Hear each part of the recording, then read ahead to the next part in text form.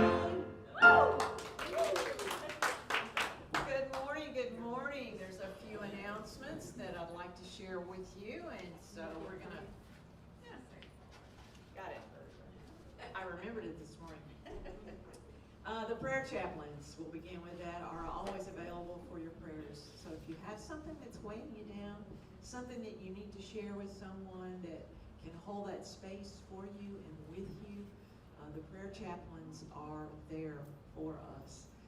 You can email that prayer as well to uofmcprayerrequests@gmail.com. There's also a prayer box in the back of the room to drop your prayers, concerns if you are here with us today. So it's located right back there, and if you have something you can just jot down and put it in that box. They will hold that prayer as well. The welcome team is looking for a ministry lead, as well as some greeters. Hello. Hi, I'm Sherry. We'd love to see you this morning. Are you a hugger? Are you a hugger? Yeah, I mean, we're all about hugs right now, right? We haven't done it in eons.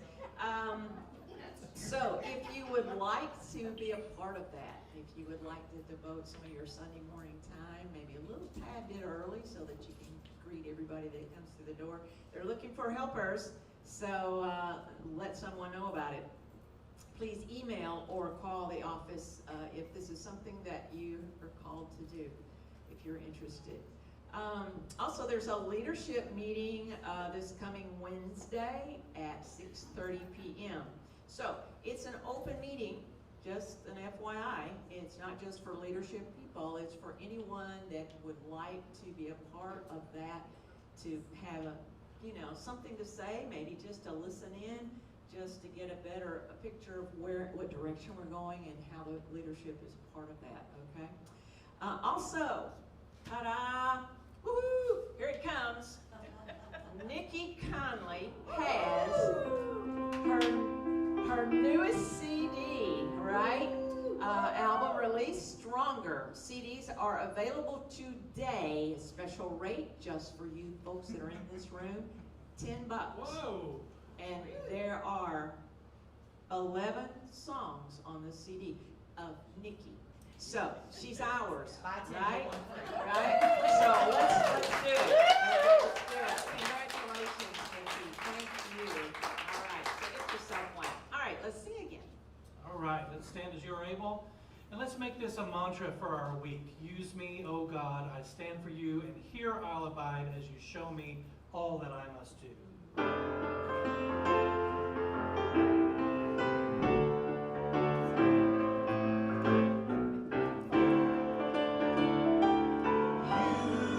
Use me, O God, I stand for you, and here I'll abide as you show me all that I must do.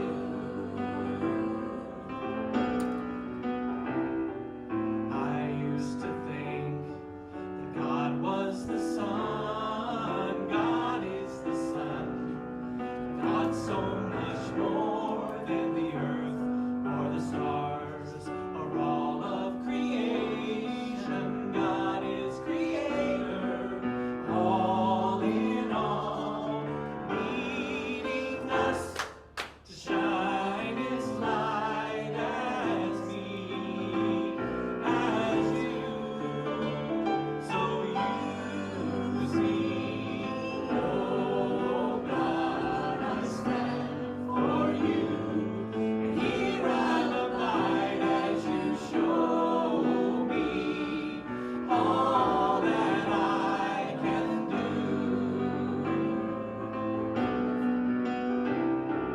Command my hands, what must they do?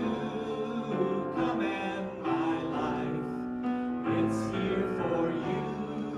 God is the love that heals all creation. God is creator, makes all things new.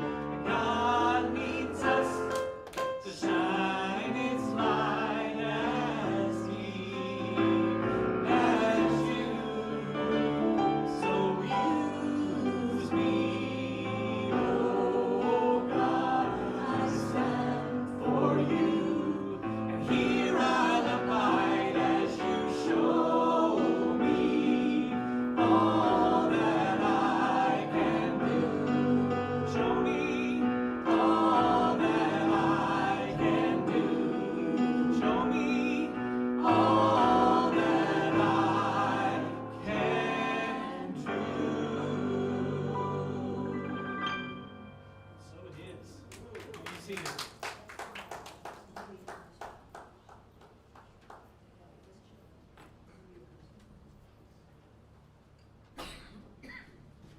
Good morning. Good morning. Today's affirmation is, I have an open invitation to rest in the arms of God. If you'll repeat that with me. I have an open invitation to rest in the arms of God. Life can be busy. Sometimes that busyness creeps up on us. We take on one responsibility, and then another, and then another. And what was once easy to carry has become a heavy load. Not only has it become a heavy load, but it has become a habit. We want to set it down, at least for a moment, but we're not sure how. Even fun events and fulfilling responsibilities have become something we need a break from. You might be at the best party you've ever attended, but there will come a time when you'll say, I'm ready to go home. In the same way that every night we lay down for a rest, we also need a periodic reprieve from the duties of life. Listening to our intuition helps us know when to take a step back from the world for a time and take care of ourselves. Matthew 11:28. Then Jesus said, Come to me, all of you who are weary and carry heavy burdens, and I will give you rest.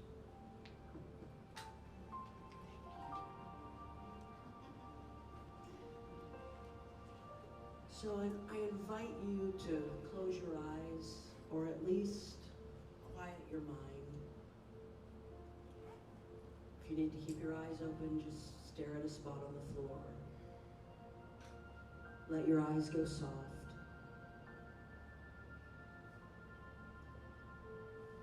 Let the tongue relax away from the roof of your mouth. Lower your shoulders. Soften your belly.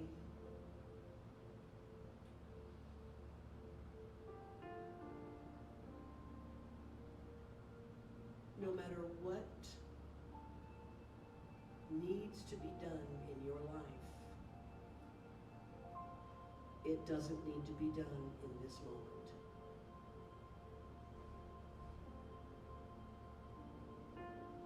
This moment is free.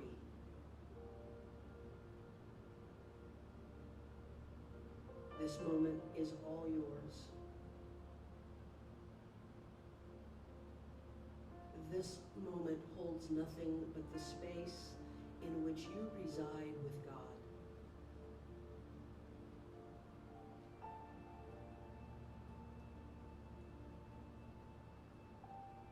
The spiritual rest that comes from relying upon God, relying upon the divine will in your life, is available to us all the time. But sometimes we need to remind ourselves that we can lay down our burdens. We can rest in the arms of God. We can just be still in the silence. In the silence.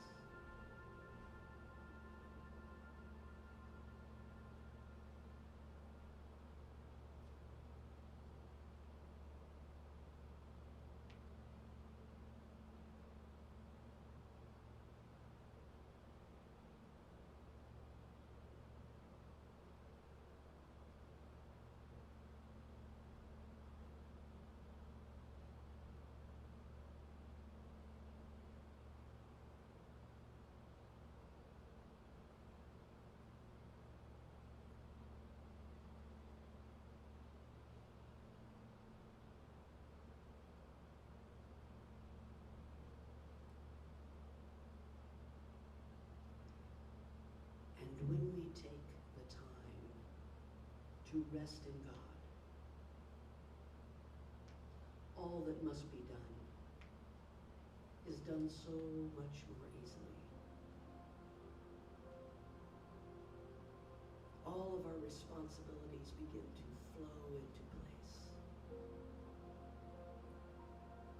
That which once stressed us now has the room to excite us because we have taken the time to be in God, to rest in God.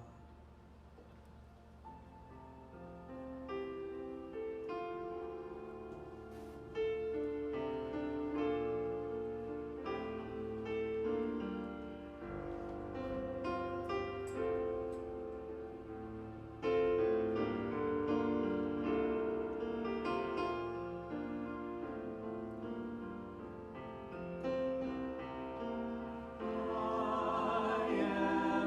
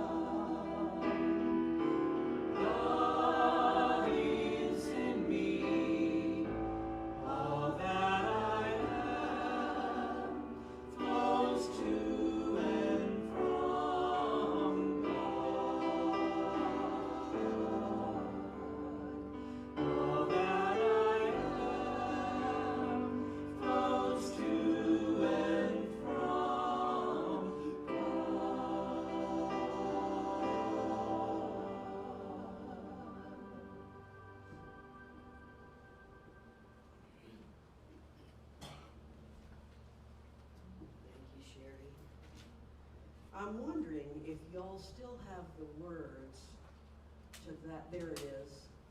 No. I was looking for the words to that Byers Beckwith song. You got those right there? Because I don't know how I'm going to bring those back into my talk, but I'm going to bring those back into my talk. I'm not quite sure how yet, but that's great music. Ricky Byers, Michael Beckwith, they have created some great music. I'm going to borrow your piano there, Ryan.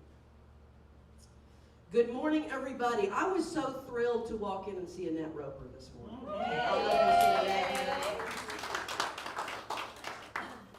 Like, we're the honey and the flies are coming back home. That was a bad metaphor. I'm so sorry. You know, flies like She's the special guest. She is a very, very special guest. Today's talk is called Plant Where You Can Bloom. We've all heard bloom where you are planted, but I'm going to do a little twist on that. And so I came up with the idea for this talk. I was working out in my garden. Now, I like to use the term garden the way the British do, right? What we call a yard, the British call the garden.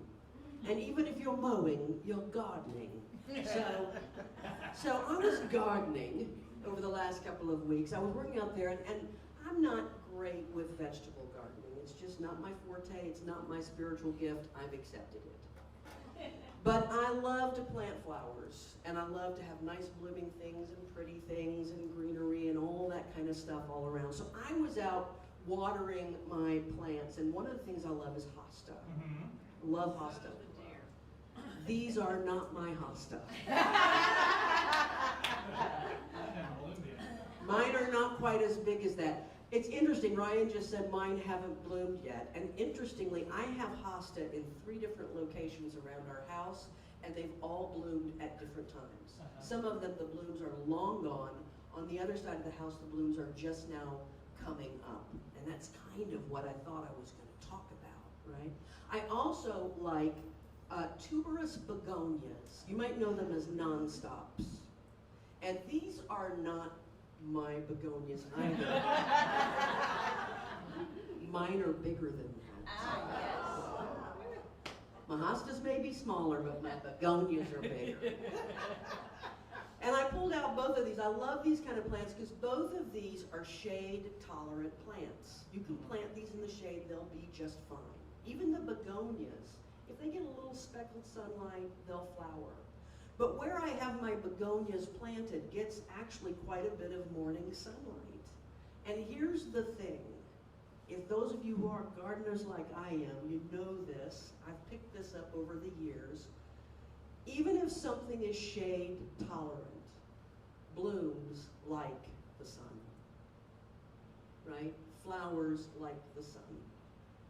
I've had hosta in total shade that never flowered. And you can grow the hosta and they like morning sun and afternoon shade is what is their preference. The truth is they need some sun. And then last week or so, I put this up on Facebook. This is a tree called the Socratea exoriza. I'm probably completely massacring that. It's known as the walking palm. You got to go to Costa Rica or somewhere down there in Central America to find it. But this is, they call it the walking palm because it has what are called stilt roots. And those stilt roots allow that tree to actually move over the course of its life. If that tree seeks a better environment or needs to move away from something or needs to move into the sun, it will start to put forth roots that lead that direction, and the roots it wants to leave behind die off. That's amazing. And that's the whole sermon. Thank you. Good night.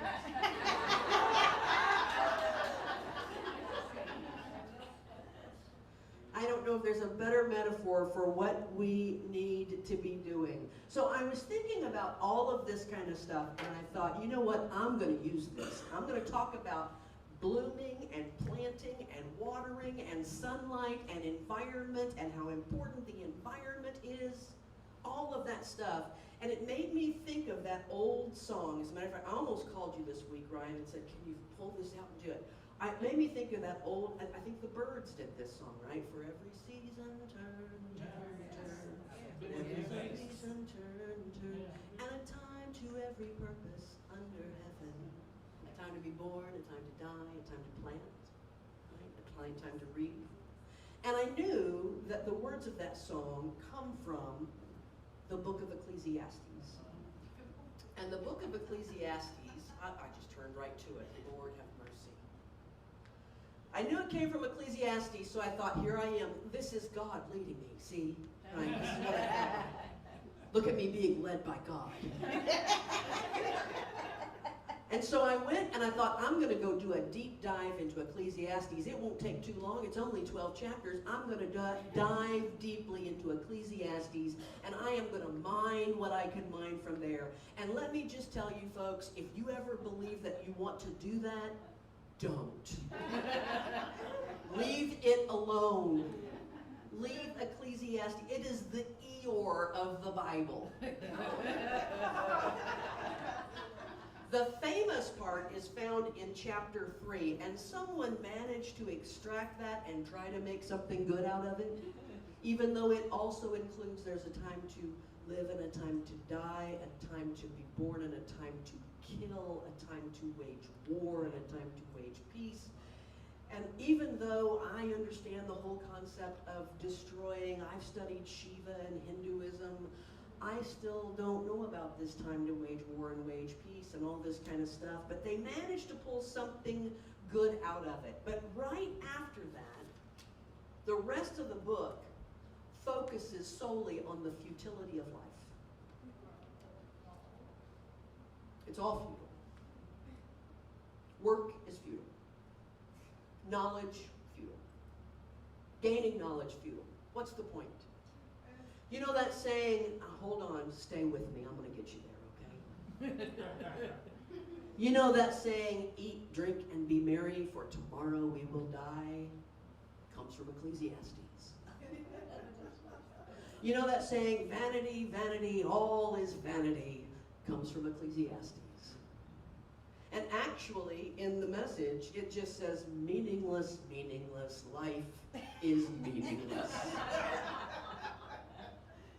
In fact, right after the good part in chapter 3, where it says, a time to be born, a time to die, it says, but in the end, does it really make a difference what anyone does? Happy stuff. That's what it says. That's the God of the Old Testament. As a friend of mine used to say, that's God before he had kids.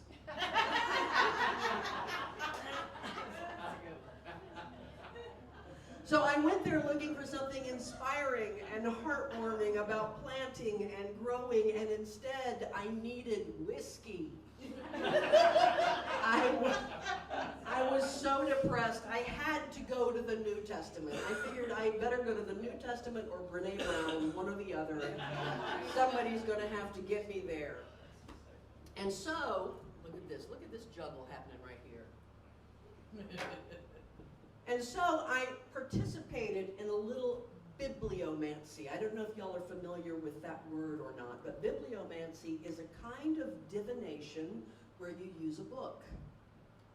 Right? So this goes way, way back to the ancient Greeks and the ancient Romans. They would use Homer and Virgil, and they would just sit with the book or sit with the text and ask it a question or hold their question in the heart and then just open it randomly and put their finger down. Right? And then people started doing it with Shakespeare, and then people sometimes do it with the Bible. So I kind of, you could probably also use Brene Brown, by the way. So I kind of did that. I wasn't really, I was just more in the mood of, I gotta talk to Jesus about this Ecclesiastes stuff. So I moved over to the New Testament, and I happened to flip to the book of John, chapter 8, verse 48. Now, this is the chapter that begins with the Pharisees bringing the woman who was accused of adultery to Jesus. They were trying to test Jesus. Jesus had gotten too much attention. He had gone viral, right? And so he was getting too much attention, and the Pharisees came to him and they were like, okay, here's this woman. She's committed adultery. We caught her. We know. And we know what the law says. What do you say? And Jesus knelt down and wrote something in the dirt. That's one of my favorite passages because we never know what he wrote. He just wrote down and started writing in the dirt. But then he stood up, and as we know, he said, let he who is without sin cast the first stone. Now the Pharisees weren't necessarily pleased or converted. They just didn't know how to answer that. So they walked away.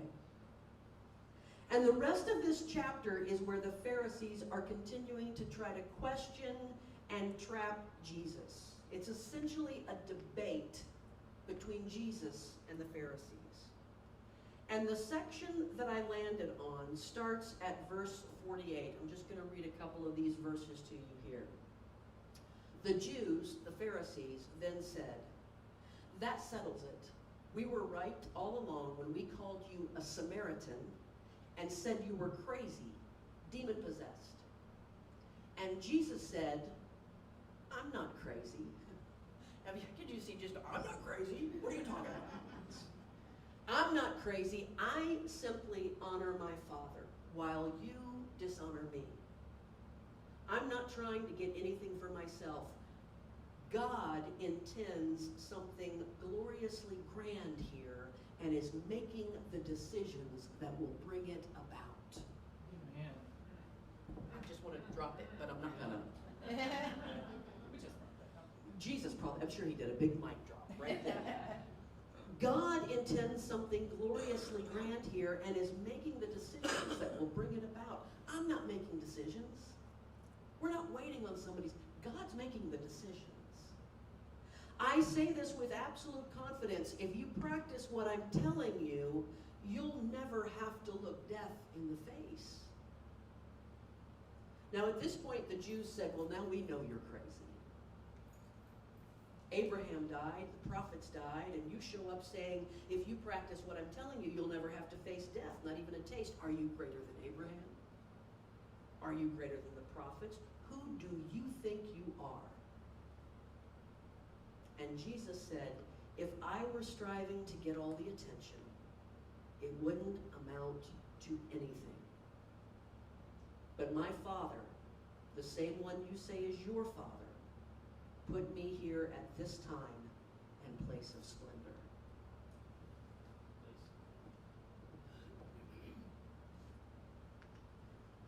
The gardener, the Father,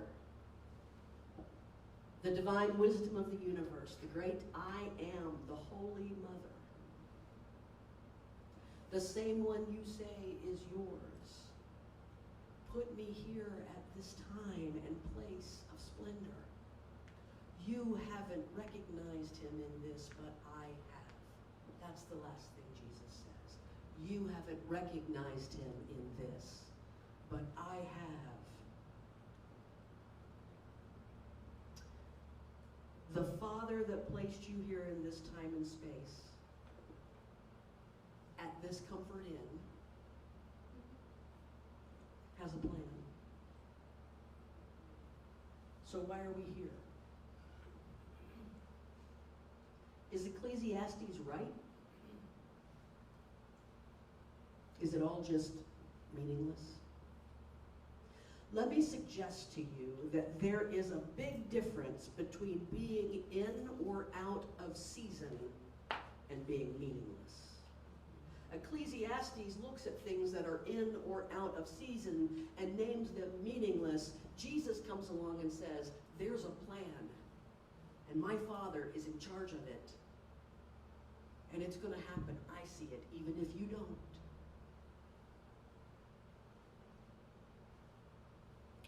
Where did I go here? There we go. I want to talk back about when I first started at Unity.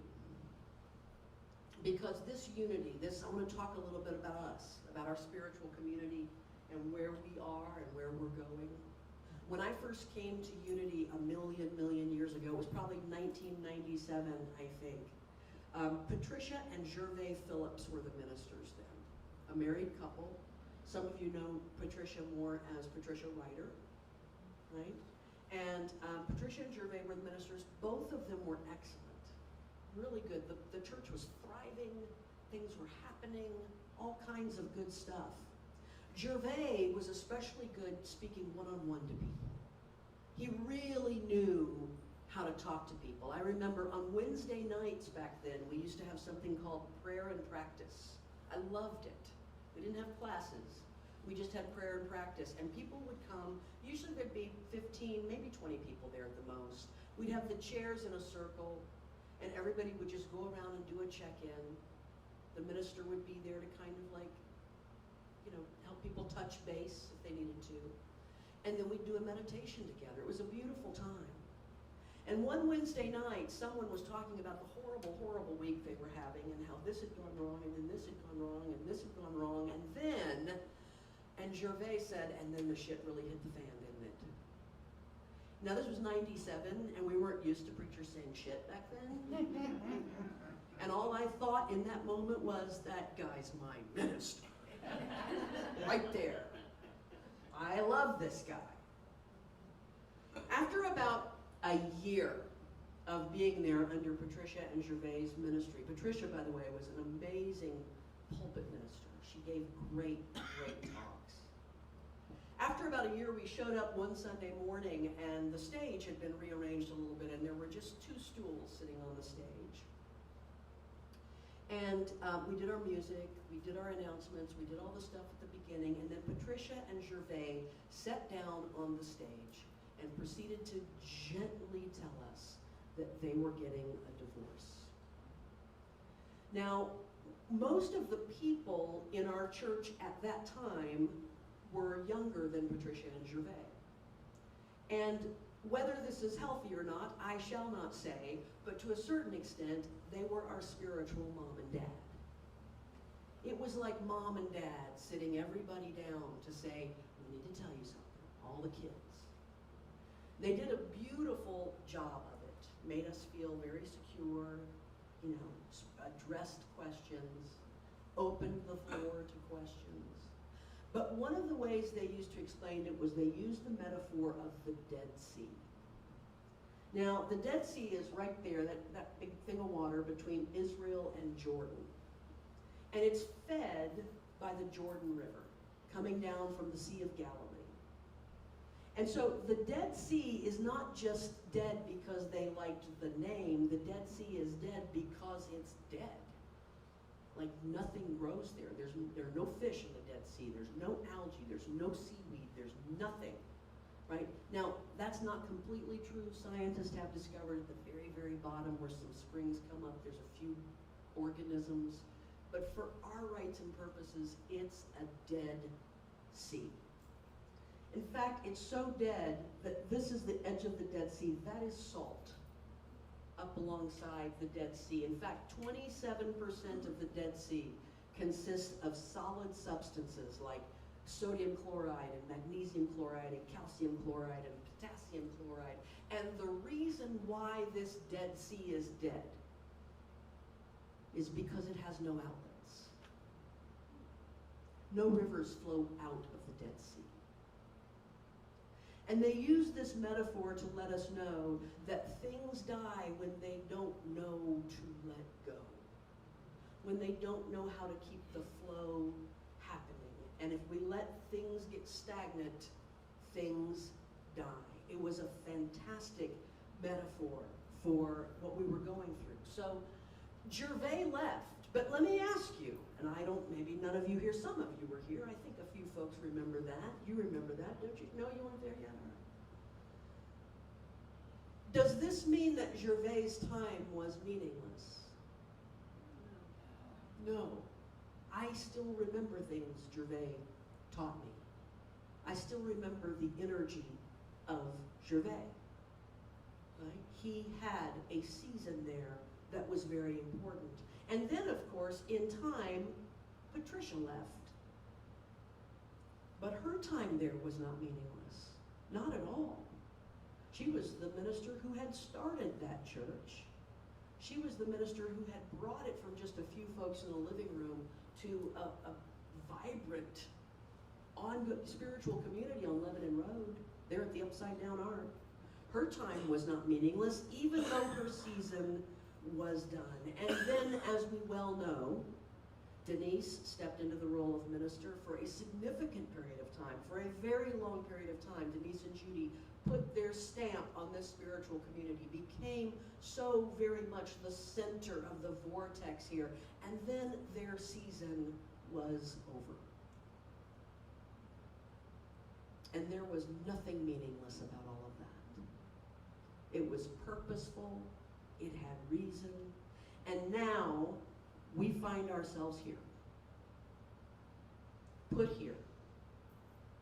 We didn't just happen to, tumble here. We were put here. At this time and this place. And what is the purpose for Unity of Music City now? What is the reason for this season? We know the reason for this season at Christmas. What is the reason for this season that we are in? So here are the thoughts that I've had along that line. I believe in part we are in a season of rest. And that is important. There is a time to dance and a time to rest. Certainly, the board needs a little rest. Hallelujah! Hallelujah. I got amen corners all over the place. The board has done such heavy lifting for the last year and a half. And yes, absolutely. And not just the board, so many people in here I know put in time and effort. Ryan and the singers on Sunday morning, Harmony 4, 8, 12, 3, Harmony 3 that we have on Sunday morning, and so many other folks. People come to meetings and people, you know, they go to lunch bunch and we're perpetually keeping this spiritual community going. But I believe we're kind of, as a group, in a place of rest. And we deserve it. It's a time to sit and regroup. We got all excited about a property over there on Andrew Jackson. Remember that? We all went out and looked at it. And as I look back on it now, I think, you know, I'm kind of glad that didn't happen, because we would have never had a rest. And right now, we don't have to find a place tomorrow. We can just kind of rest for a minute. We can sit still and regroup. We can still our body and still our mind, our collective consciousness. We can bring ourselves back to the glassy waters of the lake on a windless day. You know, there is a season when it is perfectly appropriate to say, I am doing nothing right now but resting. I am doing nothing. And we have to set that intention. We have to set that intention. Nikki and I were talking about that on the way to church this morning. She's been going and going and going and going and going. And she was talking, she said, I've only got a couple things on the calendar this week, and I think I'm going to keep it at that. And I said, yes, please do. Set the intention for some rest and regrouping, for being still. And I think that's partly where we are. Now, when we get still, what happens there? We get to listen, right? We get to take the time to listen. Because when I'm busy, I'm not hearing anything. It's when I get still and quiet that I can listen to what the Spirit is trying to tell me. What is the Spirit trying to tell us as a community, as a group? What is the Spirit, where is the Spirit gently pulling us to right now? Now, here's the little challenge for us. The challenge is that always, the challenge is that we are a group of people. And sometimes someone becomes convinced that the Spirit is telling them something. And then everyone around them says, Spirit ain't said a word to me about that. Right? And so that becomes the challenge of living in spiritual community and making decisions in spiritual community. I remember former times when we would have planning sessions or visioning sessions for Unity of Music City. And I'm telling you what, this group knows how to brainstorm. We know how to come up with big ideas. I remember one visioning session where it was, and that's great, I know what brainstorming is. I teach brainstorming techniques. You're supposed to come up with everything under the sun and throw it up on the board, and boy, we did. We had a Unity campus and a television studio and a Unity University, and then we were going to have our technology division sending a space and going out into space and studying aliens, everything. We were going to do it all, and that's great. But then after that, the step after that is you have to say, okay, where are we now? And what do we do this week? And next week? And the next week? And what's our reasonable goal for this month? Not that we have to limit Spirit. Spirit can do anything, but every now and then we have to step back. Sometimes we can live in the stars so much that none of the things that needed to happen this week got done. I have learned the power of not being overly confident when suggesting a solution for a group. You can be overly confident, right? I have learned that instead of saying, hey, God told me what we should do. You know what's going to happen when you say that? Hey, God told me what we should do. I can tell you what happens. Shields come down. The little force shields around the Star Trek Enterprise, right? What do you call those? Force field, yeah. The little shield comes down saying, I better protect myself from whatever kind of crazy ideas coming at me right now.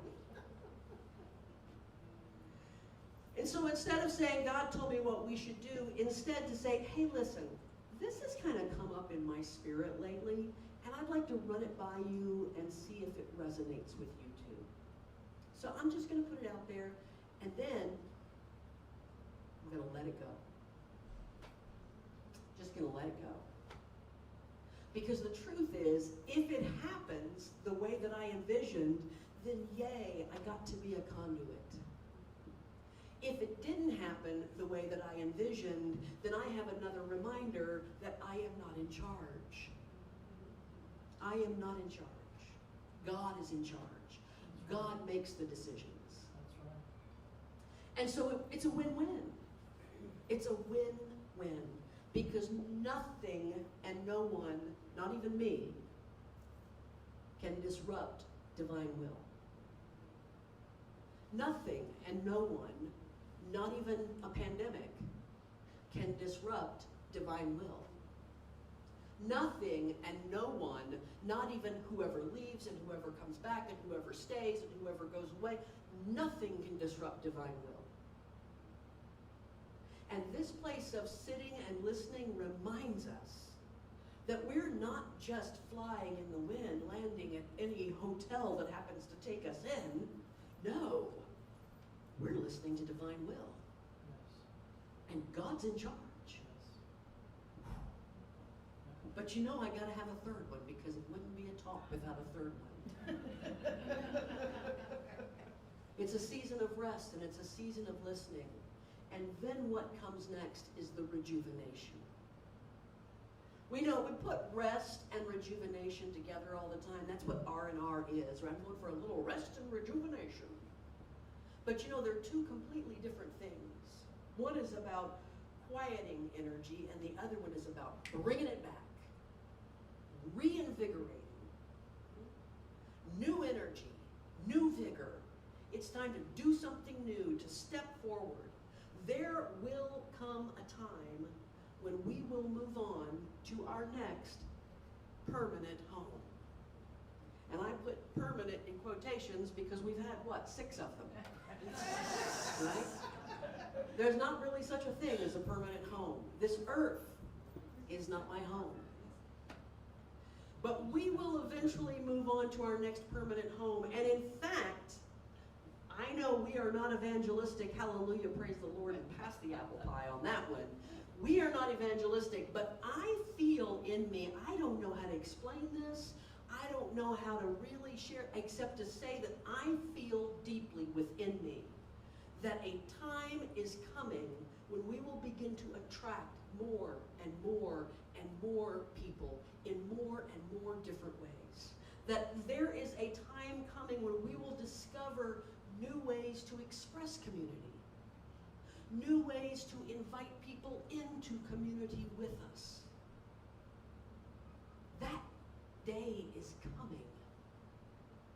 I feel it. I feel a time when we will ramp up and up and up to the next higher ground that we will stand on. But we don't get there without the resting and the listening. After we rest and we listen, then we come to it with energy and with purpose and ready to go. This community is independent. We are a completely independent spiritual community. One of the things that Denise tried to do for the last 5 or 6 years that she was here, she talked to the board, every board I had anything to do with, every leadership I had anything to do with. She would talk to us about maybe no longer being a part of the Association of Unity Churches. She had various and sundry reasons for that, which I won't go into here, but they were solid. They were valid and solid reasons. And so we did. We stepped away from the Unity Association. We still get to call ourselves a Unity Church. All of it, you know, it's our name, it's who we are. But this community is completely independent. We follow the general path of unity, but we are not a member. We are a community completely empowered to move in any direction we feel God is sending us. We are completely free and completely empowered to do whatever the voice of the divine calls us to do. That's a place of power. God intends something gloriously grand here and is making the decisions that will bring us about. The future of music, Unity of Music City, is not in our hands. It's in God's hands. And ours to do this season is to rest and to listen and to meditate on these words. I told you I'd get back to it. Command my hands, what must they do? Command my life, it's here for you. God is the love that heals all creation. God is creator, makes all things new. And God needs us to shine its light as me and as you. We are here to do a powerful work and hold the space for others to do the same. And we're ready for it. Don't you think? Yes. All right. Namaste.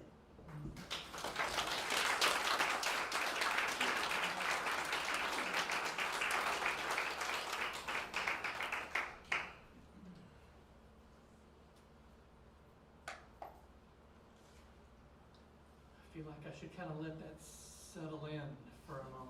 You know, powerful message. Thank you so much.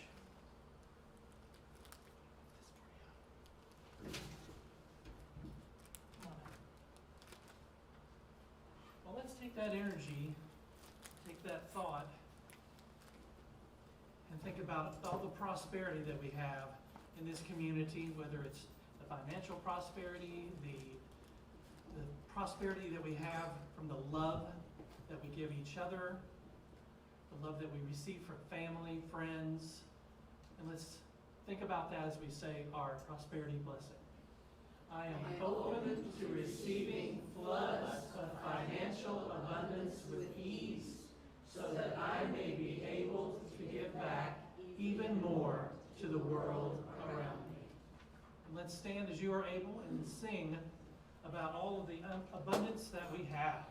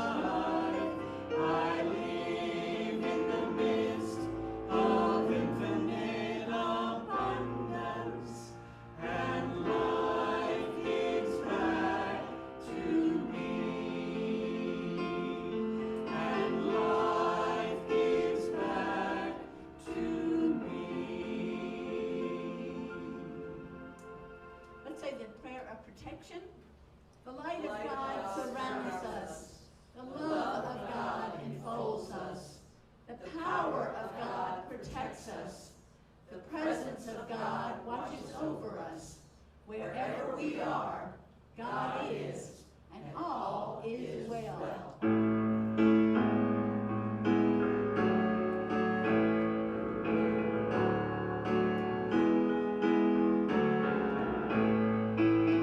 All is well, life is good. We are truly blessed. All is well, life is good. We are truly blessed. All is well, life is good. We are truly blessed. All is well, life is good. We are truly blessed. All is well, life is good. We are truly blessed. All is well, life is good. We are truly blessed. We are truly blessed. We are truly blessed.